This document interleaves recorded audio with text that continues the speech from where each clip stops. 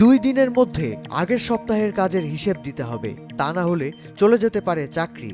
হুঁশিয়ারি দিয়ে মার্কিন সরকারি দক্ষতা বিভাগের প্রধান ইলন মাস্কের পক্ষ থেকে যুক্তরাষ্ট্রের ফেডারেল কর্মচারীদের কাছে ইমেইল পাঠানো হয়েছে।